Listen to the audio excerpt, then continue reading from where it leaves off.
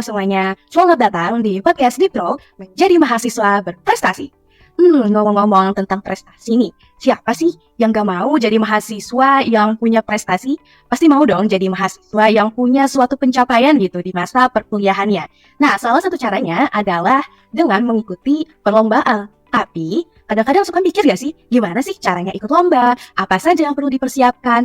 Dan gimana sih prosesnya hingga bisa berkesempatan untuk memenangkan suatu perlombaan? Tapi jangan ragu, jangan khawatir lagi, karena kali ini Dipro mendatangkan bintang tamu spesial yang merupakan seorang mahasiswa berprestasi Fakultas Farmasi UI tahun 2023, yaitu Kak Erika Tanuwijaya. Kepada Kak Erika, aku persilakan. Halo Kak Erika. Oke, halo Aisyah, halo semua, kenalin aku Erika. Aku dari mahasiswa farmasi angkatan 2020. Oke Kak Erika, akhir-akhir ini kesibukannya apa aja nih Kak? Paling ya udah mulai mau skripsi sih, jadi udah siapin proposal skripsi. Terus juga masih banyak banget SKS yang harus aku ambil di semester 7. Jadi paling itu aja sih kesibukannya. Wah iya sih, karena udah semester akhir berarti kakak udah mulai mempersiapkan skripsi ya Kak.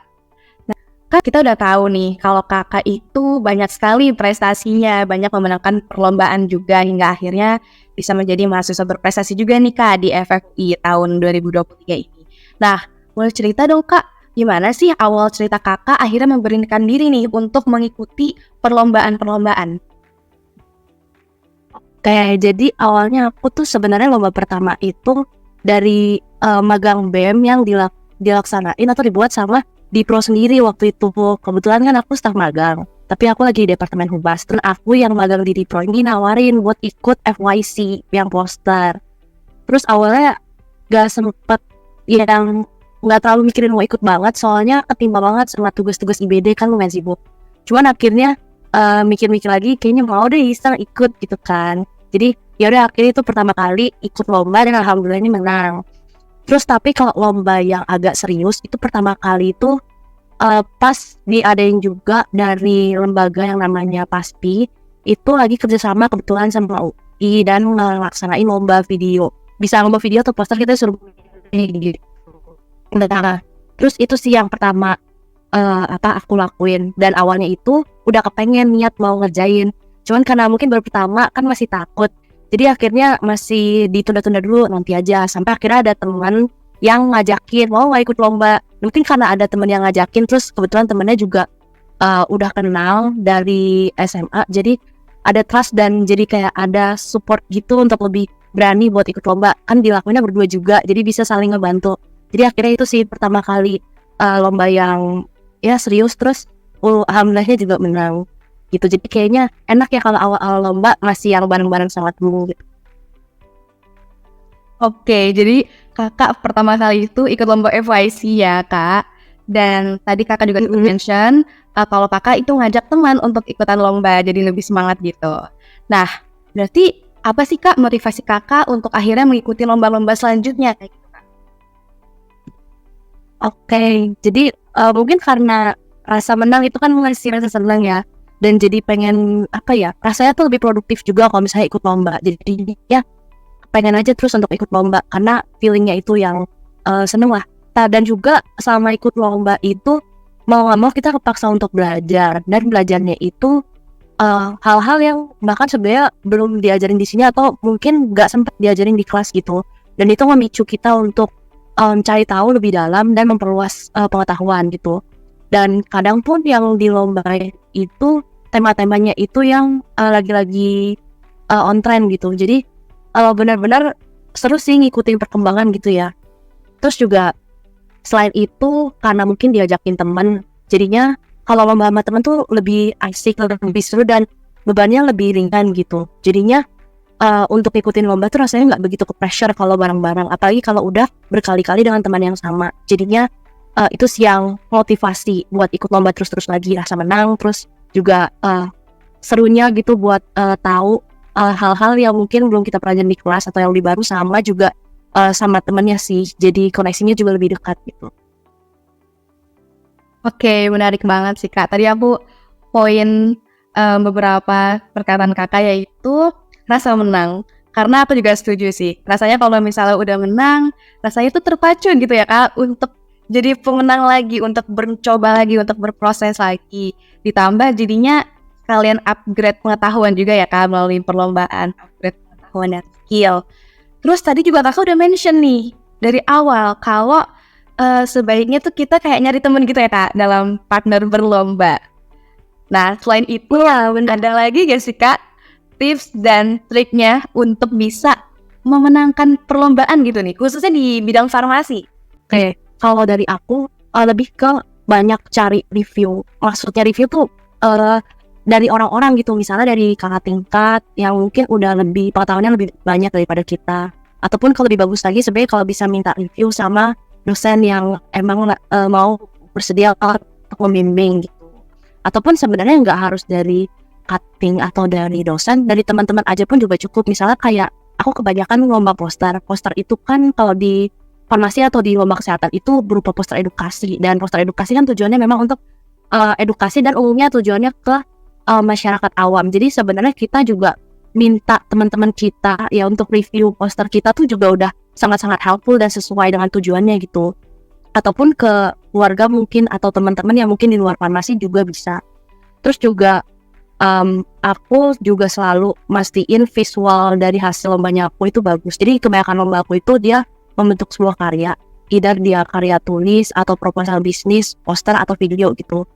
Nah itu benar-benar visual tuh sangat mempengaruhi penilaian orang gitu. Jadi benar-benar sangat-sangat aku harus pastiin kalau visual yang aku buat ini bagus dan diinginkan gitu sama jurinya. Jadi kadang tuh aku kalau ada waktu luang, aku kalau udah tahu jurinya siapa, biasa di post gitu, aku suka ngeliatin background jurinya seperti apa, karena itu lumayan ngebantu untuk tahu apa yang jurinya mungkin mau gitu. Dan mungkin itu bisa lebih menarik perhatian juri dan lebih di-appreciate.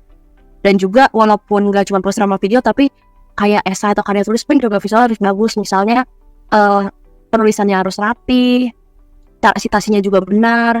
Terus mungkin kalau insert gambar itu juga harus yang rapi, ada aturannya gitu. Jadi biar enak dibaca. Mungkin itu sih paling kalau untuk tipsnya. Oh oke. Jadi tadi kakak sempat mention juga tentang minta review hasil karya lomba kakak ke temen ya Kak. Jadi itu kayak buat berubah POV dari orang lain juga, ngelihat karya kakak seperti apa. Terus kakak Iya benar, soalnya kan kalau dari kita yang lihat sendiri, mungkin karena kita yang buat, jadinya terbatas ya. Kayak mungkin pasti kekurangan yang bisa kita lihat di diri kita tuh udah kita minimalisir gitu, udah kita kerjain dan kita perbaiki. Tapi kan kita nggak bisa ngelihat dari sisi orang lain. Mungkin orang lain punya pandangan yang berbeda, dan itu yang bisa ngelihat kekurangan yang sebenarnya nggak bisa kita lihat gitu. Makanya bagus banget untuk minta review sebenarnya. Oke, baik. Jadi kalau bisa kita kalau habis bikin karya itu minta review orang lain juga ya Kak. Terus tadi juga sempat dibilang kalau kita juga bisa mendalami tentang lomba yang kita ikutin gitu. Salah satunya dengan mendalami tentang jurinya itu sendiri. Biar lebih tahu gimana sih kira-kira karya apa yang bakal lebih di-appreciate oleh jurinya kayak gitu ya Kak. Oke. Nah selanjutnya ini aku mau nanya lagi nih Kak. Kira-kira dari berbagai lomba yang udah Kakak ikutin nih, ada gak sih lomba yang paling berkesan banget buat Kakak? Oke, jadi kalau untuk lomba yang paling berkesan itu, kalau menurut aku industrial skill event, karena itu benar-benar makan waktu paling banyak selama aku berlomba. Benar-benar itu persiapannya kayak makan berminggu-minggu gitu. Dan brainstormingnya juga benar-benar bikin otak panas banget deh. Dan itu kayaknya perlombaan yang aku timnya itu paling banyak. Biasa kalau berlomba itu kalau nggak sendiri, berdua, mentok-mentok bertiga. Dan waktu itu aku berempat gitu sampai ya pokoknya benar-benar sangat harus melihat dari 4 kepala cara memecahkan masalahnya itu gimana. Jadi industrial skill event itu waktu itu aku dikasih sebuah kasus gitu, disuruh bikin sabun cuci muka dari 3 traditional Chinese medicine gitu. Itu disuruh buat proposalnya dari awal tinjauan literatur tentang zat aktif TCM-nya dipakai, terus formulasinya di mana, sampai ke penjualannya, ke marketingnya, dan desainnya. Itu kayak udah mencangkup semuanya, udah kayak mau bikin bisnis gitu. Jadi nggak cuman farmasi doang yang harus dikuasain, tapi juga terkait dengan ilmu marketing, terus juga harus tahu pasarnya gimana. Dan kebetulan juga kasusnya itu tuh dari Taiwan gitu, jadi dan disuruh jualnya di Taiwan. Jadi kita harus tahu orang Taiwan tuh marketnya gimana, jualannya di mana gitu. Dan mereka tuh sukanya tuh apa, yang lagi on trend di situ apa. Jadi itu benar-benar berkesan banget sih dan belajar banyak banget. Sampai-sampai aku harus reach out teman-teman aku yang kebetulan lagi berkuliah di Taiwan. Terus aku tanyain satu-satu dan aku minta mereka untuk review proposal bisnis aku gitu. Oh, oke. Berarti tadi penting juga ya Kak punya relasi yang kuliah di luar negeri. Tadi specifically di Taiwan juga. Jadi Kakak bisa minta review terkait karya Kakak ke teman Kakak yang kuliah di Taiwan tadi.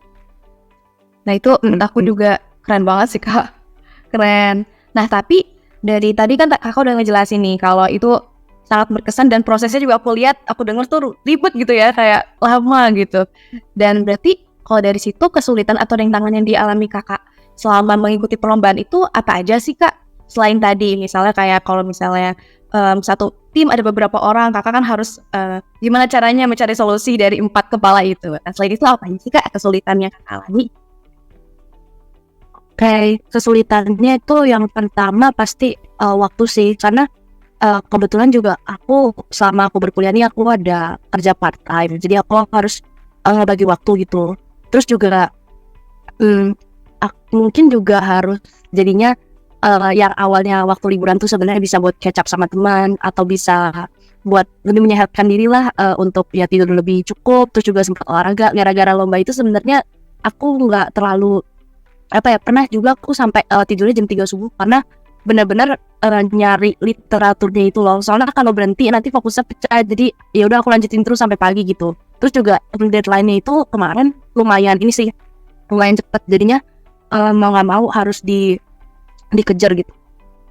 Udah gitu juga nyamain waktu antara 4 orang tuh juga susah ya. Apalagi kebetulan di timnya aku itu nggak semuanya satu angkatan dan nggak semuanya itu satu kelas. Jadinya jadwalnya juga beda-beda. Terus juga orang juga ada kesibukan masing-masing kan. Ada yang mau daftar magang dan lain-lain gitu. Terus juga habis itu yang sulit itu pertama buat aku tuh adalah bahasa Inggrisnya. Karena selain kita bikin proposal bisnisnya itu kan dalam bahasa Inggris. Cuman kalau sesuatu yang ditulis kan kita masih bisa nge-review sendiri gitu di internet pakai mungkin bantuan Grammarly atau segalanya gitu. Dan masih bisa di-review sama teman-teman kita mungkin yang jago bahasa Inggris. Tapi kalau untuk yang spoken itu agak susah sih. Dan kebetulan kami kan sampai final. Terus di final itu kami harus presentasi dan tanya jawab. Nah presentasinya itu tentunya pakai bahasa Inggris karena udah interregional. Dan aku jujur sempat agak kesulitan di situ karena bahasa Inggrisku tuh kurang fluent. Dan juga kebetulan jurinya itu juga 4-4-nya itu dari negara yang berbeda dan dengan nada dan cara bicara bahasa Inggris mereka juga yang berbeda. Jadi cuma ada satu juri yang dari Europe, sisanya itu juga juri yang Asian yang punya nada sendiri gitu. Jadi selain bahasa Inggrisnya sulit, kita mengertinya juga sulit karena dilatar belakangi sama kekhasan nada dari jurinya gitu sih. Dan karena waktu itu lombanya juga online, jadi sambungan internetnya juga ini sih jadi bermasalah. Waktu itu karena ada juri yang sambungan internetnya kurang bagus, jadi kayaknya waktu itu kami nggak sempat bisa menjawab jurinya itu dengan baik atau dengan komplit karena kami juga kesulitan dengan jurinya, dan minta diulang pun juga kita nggak bisa minta ulang lebih dari 1 kali gitu. Jadi ya udah kami jawab seadanya aja sih. Itu yang agak-agak sulit gitu. Dan karena jurinya juga ada yang dari Taiwan waktu itu, jadi kebetulan pastinya jurinya jauh-jauh lebih mengerti kondisi di sana ketimbang kami yang semuanya orang Indonesia. Dan pertanyaan jurinya itu lumayan detail sih, dan bahkan sesuatu yang mungkin sangat-sangat awam di sana tapi kita nggak bisa cari di internet gitu. Jadi itu benar-benar ya membuat kita kaget, tapi ya udah kita tetap mikir untuk jawabnya gimana gitu sebisa kami gitu sih. Wah iya sih, karena Kak Erika juga tadi ikut lomba yang skala internasional juga ya, regional tadi. Berarti skill bahasa itu sangat-sangat dipakai gitu ya Kak di sini. Nah ngomong-ngomong tentang mahasiswa berprestasi nih, Kak Erika kan merupakan mahasiswa berprestasi FMUI tahun 2023. Kira-kira kalau dari Kakak sendiri, perlombaan-perlombaan yang kredibel untuk menjadi syarat sebagai Mapres itu apa aja sih Kak? Sebenarnya lomba apa aja asal kita bisa menangin dan tingkat minimalnya itu adalah nasional. Bahkan misalnya lomba ilustrasi pun aku masukin waktu itu ke CV aku untuk yang Mapres gitu. Jadi kayaknya kalau misalnya banyak orang yang bilang lombanya itu harus semuanya farmasi, itu kayaknya gak 100% bener sih. Mungkin penting juga punya pencapaian di lomba-lomba farmasi, tapi misalnya teman-teman juga punya lomba di bidang lain, misalnya kayak olahraga atau di bidang seni, itu juga sebenarnya sangat diapresiasi di sini gitu. Karena Mapres tuh gak segalanya tentang pelajaran, tentang akademis, tapi juga mungkin ada semacam talent tuh juga dihitung gitu. Terus juga waktu aku ke Mapres UI itu juga sebenarnya pencapaian itu dibatasi gitu kalau untuk yang perlomba. Jadi kita itu harus mengumpulkan 10 prestasi. Nah, 10 prestasi ini itu ada kategorinya banyak dan satu kategori itu maksimal 4. Nah, lomba itu mau lomba seni, akademis atau olahraga itu dihitung satu kategori dan itu hanya dibolehin maksimal 4. Sedangkan pencapaian lainnya itu tuh harus ada dari kewirausahaan atau dari misalnya mendapatkan haki ataupun mungkin dari organisasi atau dari speaker gitu. Jadi sebenarnya pencapaian itu bisa dari mana aja, nggak cuma lomba. Cuman ya kalau balik lagi kalau lomba minimal sih lebih baiknya nasional dan harusnya menang. Oke, jadi untuk jenis perlombaannya itu kayak kalau misalnya di bidang farmasi nih, Mapres farmasi, gak harus di bidang farmasi aja gitu ya kalau lombanya. Bisa dari kategori-kategori lain. Dan untuk pencapaiannya juga berarti gak harus lomba ya Kak? Kayak pengalaman organisasi gitu juga bisa dimasukkan gitu ke prestasi. Iya bisa banget. Malah waktu itu juri di Mapres UI waktu itu menyarankan aku untuk mengganti salah satu pencapaian aku jadi pencapaian di organisasi. Tuh. Oh gitu, ya berarti kalau misalnya kita punya pengalaman organisasi juga lebih baik dimasukkan juga ya Kak, karena itu juga termasuk prestasi yang diapresiasi gitu oleh juri. Oke, nah kalau gitu kita udah bahas tentang lomba dan tadi juga bahas tentang beberapa tips tentang untuk mengikuti perlombaan, kesulitan-kesulitan dan tantangan yang Kakak Erika alami dan juga solusi-solusinya, tips-tipsnya. Terus tadi juga sempat di-mention tentang perlombaan yang kredibel untuk Mapres, termasuk jenis-jenis prestasi yang bisa dimasukkan ke Mapres gitu ya, ke pendaftaran Mapres. Nah, menuju sesi akhir nih, Kak Erika ada gak sih tips ataupun pesan-pesan yang ingin Kakak sampaikan kepada penonton-penonton yang sedang menonton nih? Mungkin kalau untuk tips sebenarnya lebih ke yang penting kalau misalnya teman-teman ada yang either berminat jadi Mapres ataupun emang cuma pengen punya pencapaian aja untuk membanggakan diri sendiri atau mungkin keluarga, itu yang penting teman-teman coba mulai dulu aja. Soalnya kalau teman-teman kepikiran terus, terus takut terus nggak mulai-mulai, itu teman-teman nggak akan bisa ngerasain sebenarnya tuh kalau teman-teman tuh bisa gitu. Karena aku juga ngebayangin kalau misalnya kemarin itu aku akhirnya nggak lomba FYC di awal, itu kalau aku nggak ngerasain ide rasa menang ataupun rasa kayak puas untuk udah ngikutin lomba gitu, kayak nunjukin aku udah berani, kayaknya lomba-lomba selanjutnya itu tuh nggak akan terjadi gitu ada di CV aku. Jadi makanya yang penting mulai aja dulu, mau hasilnya nanti kurang diharapkan ataupun sesuai yang diharapkan, yaitu mungkin rezeki masing-masing gitu. Yang penting kita udah ngelakuin yang terbaik dan udah memberanikan diri untuk mulai. Oke, jadi teman-teman perlu diingat nih apa yang Kak Erika tadi sudah sampaikan, bahwa yang penting adalah memulai dulu. Jangan takut untuk memulai karena akan lebih menyesal kalau kita gak memulai gitu ya. Jadi mending kita mulai dulu, hasilnya belakangan. Nah, oke deh, terima kasih banyak Kak Erika atas sharing-sharingnya. Dan tadi tuh sharingnya menurut aku menarik banget. Tapi gak berasa kita udah berada di penghujung podcast. Terima kasih sekali lagi kepada Kak Erika yang sudah meluangkan waktunya nih untuk berbagi dengan kita semua tentang pengalaman kakak dalam memenangkan perlombaan dan juga tadi sempat menyinggung juga tentang Mapres. Semoga podcast kali ini bisa bermanfaat bagi teman-teman yang mendengarkan dan juga untuk Kak Erika. Semoga sukses selalu ya Kak. Terima kasih.